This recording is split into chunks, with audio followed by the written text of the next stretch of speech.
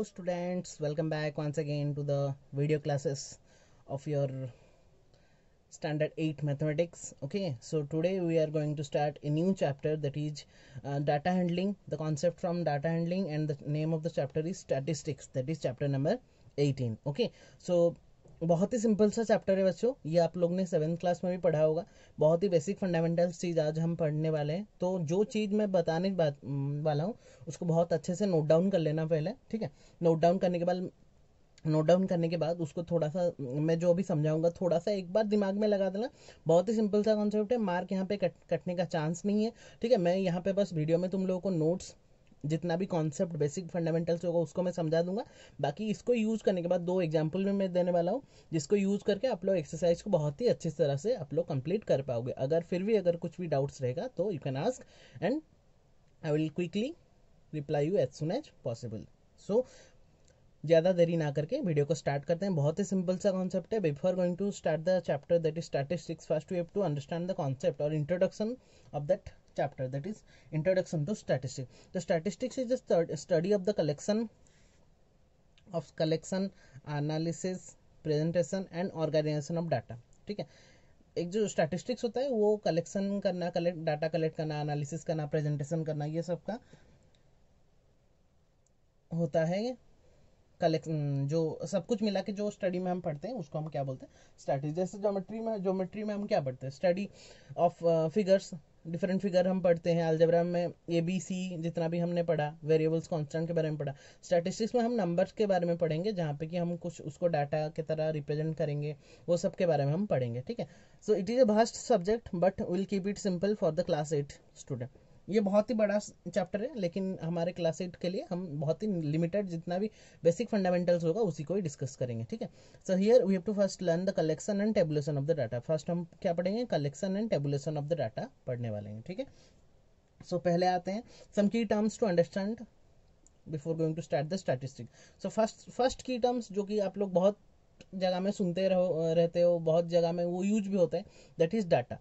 Data का मतलब क्या होता है, the word data means the information in the form of numerical figures. एक जो डाटा रहता है वो एक कुछ इन्फॉर्मेशन को अगर हम डाटा के फिगर में रख देते हैं उसको हम क्या बोलते हैं, एक इन्फॉर्मेशन को हम न्यूमेरिकल्स फॉर्म में और न्यूमेरिकल्स फिगर्स में रख देते हैं, फिगर्स और set of given facts is said to be what, data. Clear. तो डाटा का मतलब क्या होता है कि अगर कोई भी इंफॉर्मेशन को अगर हम न्यूमेरिकल का फॉर्म में रख देते हैं उसको हम क्या बोलते हैं, डाटा बोलते हैं, ठीक है। तो data divide into 2 parts, 2 type का डाटा आता है, एक होता है डिस्क्रीट डाटा, एक होता है continuous data.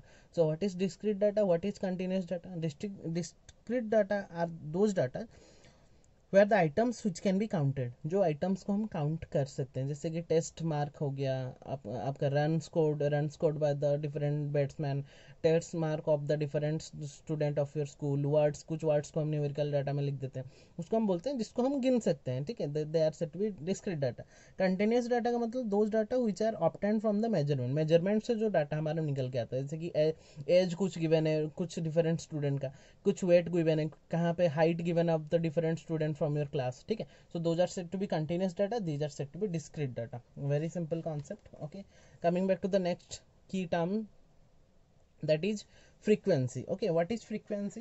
The number of times each score measure occurs in a set is called frequency. जितना बार वो अकर कर रहा है, जितना बार वो रिपीट कर रहा है, उसको हम क्या बोलते हैं, फ्रीक्वेंसी। मैं एक एग्जांपल, परफेक्ट एग्जांपल तुम लोग को लेके दिखाऊंगा, लेकिन पहले हम कॉन्सेप्ट को समझाएंगे कि जितना बार वो अकर कर रहा है, जितना बार वो रिपीट कर रहा है, उसको हम क्या बोलेंगे, फ्रीक्वेंसी बोलेंगे।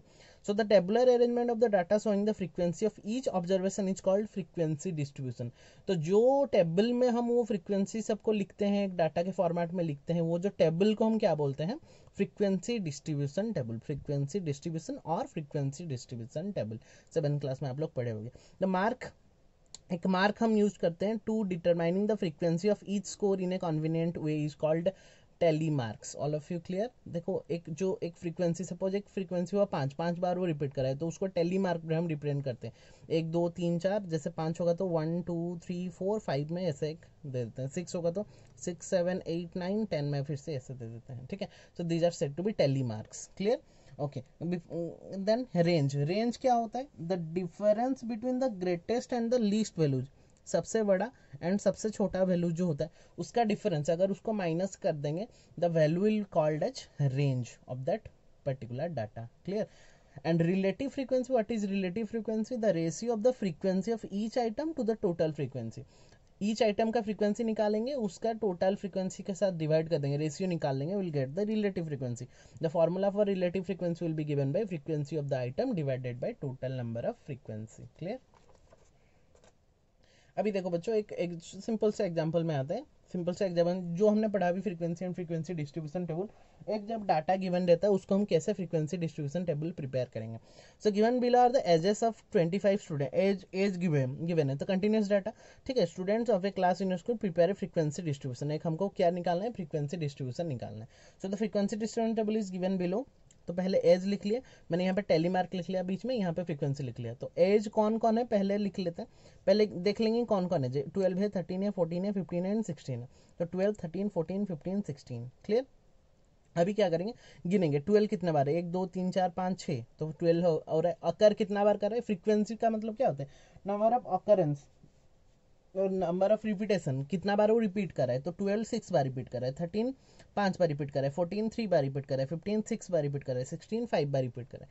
टोटल अगर हम ऐड कर देंगे विल गेट हाउ मच, 25. देखो 25 बच्चे थे, वही 25 हमारा ऐड हो जाएगा. अगर यहाँ पे 25 नहीं हो रहा है तो हम कहीं पे एक छोड़ दिए होंगे. तो इसके लिए इसको हम बहुत ही अच्छे से यूज कर सकते हैं. सपोज यहाँ पे ऐड करने से यहाँ पे 24 आ रहा है तो ऑब्वियसली हमने कहीं पे छोड़ा है, फिर से रीचेक हम कर लेंगे. टेलीमार्क कैसे, फ्रीक्वेंसी को देखें, टेलीमार्क करना है 6.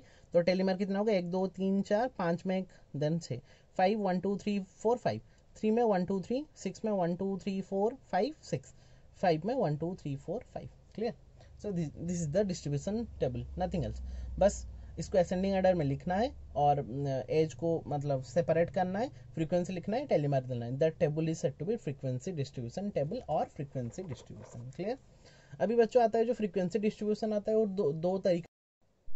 फ्रीक्वेंसी डिस्ट्रीब्यूशन टेबल जो होता है अनग्रुप डाटा, दो तरीका होता है. एक होता है अनग्रुप डाटा के लिए, एक होता है ग्रुप्ड डाटा के लिए. ठीक है. सो अनग्रुप डाटा का मतलब क्या होता है, ग्रुप डाटा का मतलब, अनग्रुप डाटा मतलब जहाँ पे कि नॉर्मली जैसे दिया होगा, जैसे हमने जस्ट अभी किया क्लास मार्क दिया होगा, बहुत सारे बच्चों को दिया होगा, उसको बोलते हैं अनग्रुप डाटा. ग्रुप डाटा मतलब एक सीक्वेंस में, मतलब 0 to 10, 10 to 20, 20 to 30, those are said to be group data. तो पहला अनग्रुप डाटा जब जैसे हमने किया उसी को बोलते हैं अनग्रुप डाटा. तो उसका लिखने का भी प्रोसेस क्या है, 2 स्टेप होता है उसका. पहले तो arranging the data in ascending order. पहले तो क्या करेंगे, हम उसको असेंडिंग ऑर्डर में सजा के रख देंगे. ठीक है. जैसे कि हम यहाँ पे हमने असेंडिंग ऑर्डर में नहीं किया है, लेकिन हमने जस्ट एग्जांपल दिया था. तो पहले यहाँ पे भी क्या कर लेंगे ना, असेंडिंग ऑर्डर में सजा देंगे. 12 12 12, फिर 13, फिर 14, देन 15, देन 16. उसको असेंडिंग ऑर्डर सजाने के बाद उसको करेंगे तो ज़्यादा ईजी रहेगा. ऐसे में ढूंढने में ज़्यादा प्रॉब्लम रहता है. ठीक है. तो स्टेप 1 में उसका क्या करना है हमको, arranging the data in the ascending order. ठीक है. स्टेप 2 में organise the data in frequency distribution table. ठीक है. सो फिर पहले तो असेंडिंग ऑर्डर में कर देने के बाद उसको फ्रीक्वेंसी डिस्ट्रीब्यूशन टेबल में उसको सजा के लिख देंगे जैसे हमने किया एग्जांपल. ठीक है. एग्जांपल सपोज दिया है 2 1 3. तो पहले स्टेप 1 में क्या करना है, असेंडिंग ऑर्डर करना है. असेंडिंग ऑर्डर में लिख लेना है 1 1 1 1 2 2 2 3 3, जितना भी है उसको लिख लेंगे.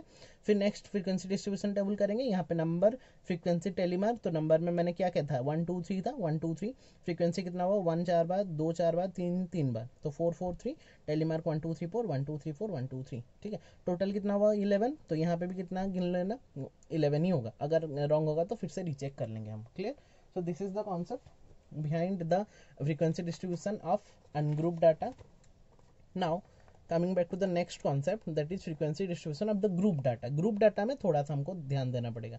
group data मतलब देखो यहाँ से ग्रुपिंग में है, मतलब 0 to 5 मार्क कितना जन रखे, 4 जन, 5 to 10 5 जन, 10 to 15 6 जन, 15 to 20 2 जन. नंबर स्टूडेंट मतलब नंबर फ्रीक्वेंसी जो हो रहा है अकरेंस.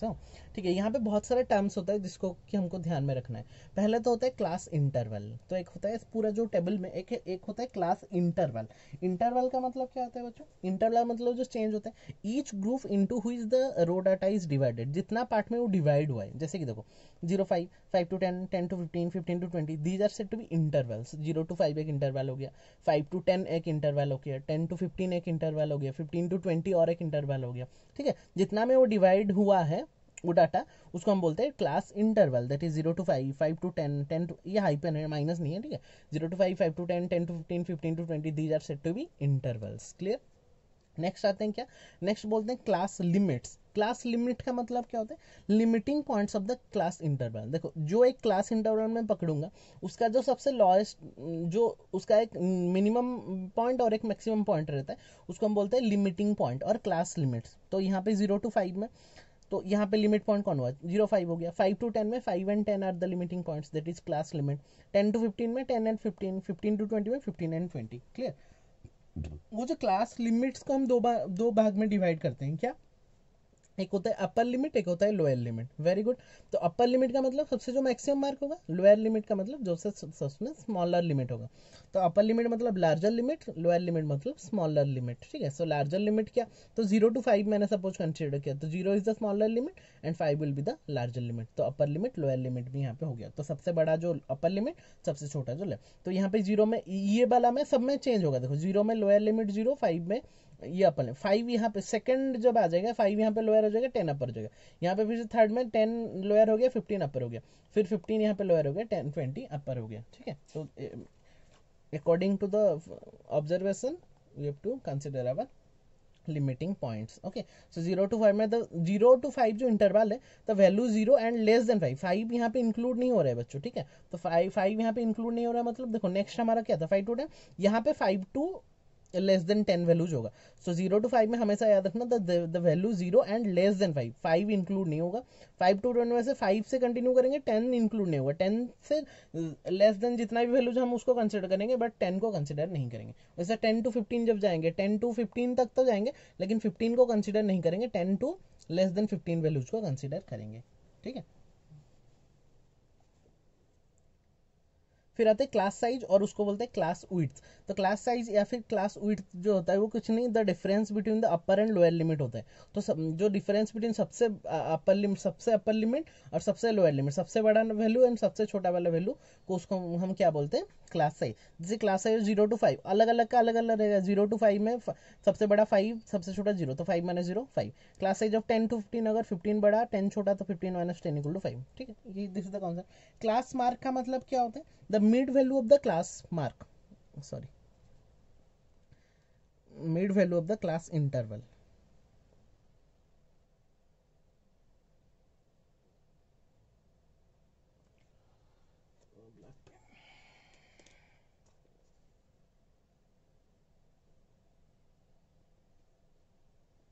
मिड वैल्यू नोट्स में मैंने लिखा है, उसको चेंज कर देना। Mid value of the class interval. देखो मिड वैल्यू का मतलब, सपोज बोला है क्लास मार्क ऑफ 5 to 10, तो 5 to 10 में उसका मिड वैल्यू कितना होगा, तो कैसे निकालेंगे, upper limit plus lower limit divided by 2, और lower limit plus upper limit divided, तो 5 + 10/2 that is 7.5। Class mark of 10 to 15, तो lower limit plus upper limit divided by 2, तो lower 10 + 15 divided by 2 that will become 12.5। ठीक है, 12.5। तो जो भी एक पर्टिकुलर 10 to 15 दिया होगा, तो the formula is upper limit plus lower limit divided by 2, that will be the formula for the class mark. उसको हम आप लोग नोट डाउन भी कर सकते हो। क्लास फ्रीक्वेंसी का मतलब क्या, frequency of class interval. Frequency of the class interval मतलब जो पर्टिकुलर क्लास का जो फ्रीक्वेंसी होगा। सपोज बोला जाएगा 0 to 5 का फ्रीक्वेंसी कितना है, तो 4। 10 to 15 का फ्रीक्वेंसी कितना है, 6। 15 to 20 का फ्रीक्वेंसी कितना है, 2, तो वही लिखा है। Frequency of 0 5 is 4, frequency of 5 10 is 5। तो frequency of the class interval, particular class interval का जो फ्रीक्वेंसी जितना बार वो अकर कर रहा है, उसको हम क्या बोलते हैं, क्लास फ्रीक्वेंसी बोलते हैं। ठीक है, आते हैं अभी लास्ट कॉन्सेप्ट में, types of frequency distribution. Types of frequency, दो टाइप का फ्रीक्वेंसी डिस्ट्रीब्यूशन होता है, एक होता है इंक्लूसिव फॉर्म, एक होता है एक्सक्लूसिव फॉर्म। इंक्लूसिव फॉर्म में क्या होता है, देखो देखो मैंने यहाँ पे दो टेबल बनाया, यहाँ पे 0 to 2, 3 to 4 बनाया।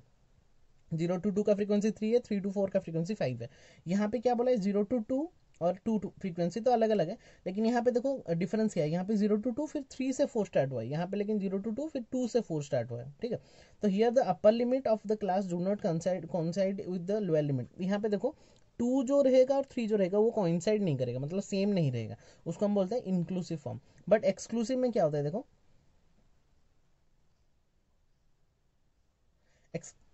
एक्सक्लूसिव में क्या होता है ना, यहाँ पे वो इंक्लूड कोइंसाइड कर लेता है, यहाँ पे भी जो होगा 2, यहाँ पे भी 2 होगा। तो यहाँ here the upper limit classes are same as the lower limit of next class.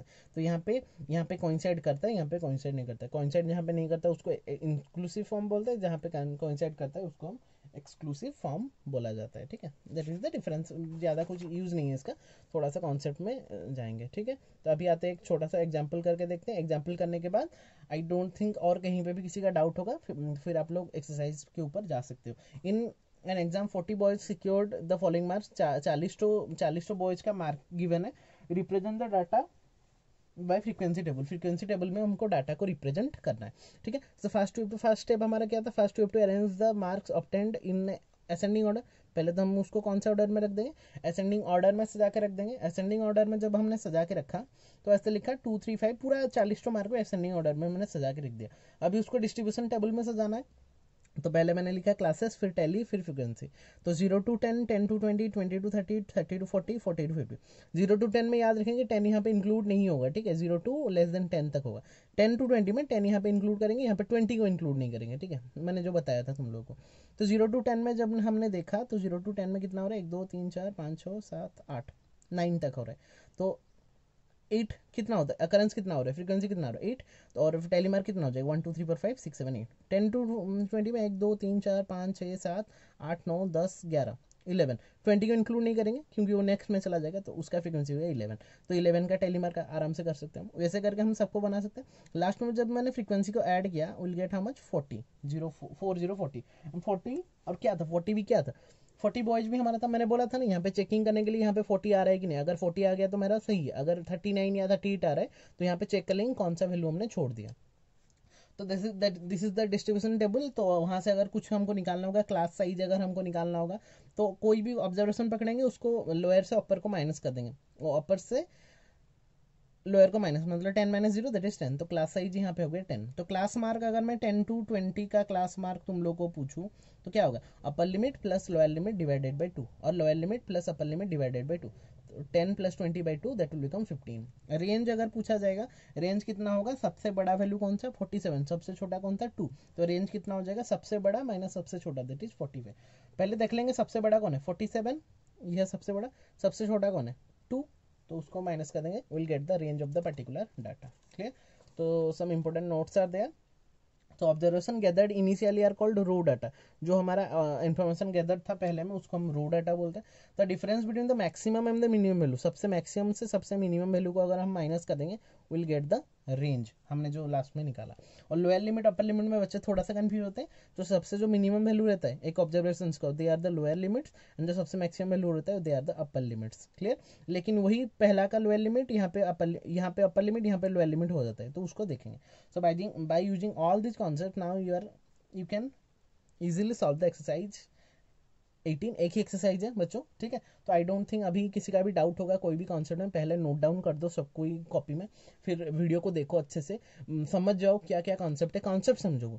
Exercise करना इज नॉट इम्पोर्टेंट, कॉन्सेप्ट समझना is much more important. Okay, concept समझ जाएंगे बहुत अच्छे से, और जो मैंने एग्जाम्पल किया उसको थोड़ा सा देखेंगे, और वही सेम टाइप के एग्जाम्पल्स बुक में भी है एक्सरसाइज में, उसको ट्राई करेंगे सॉल्व करने के। बहुत ही सिंपल सा कॉन्सेप्ट है, ऑल द प्रॉब्लम्स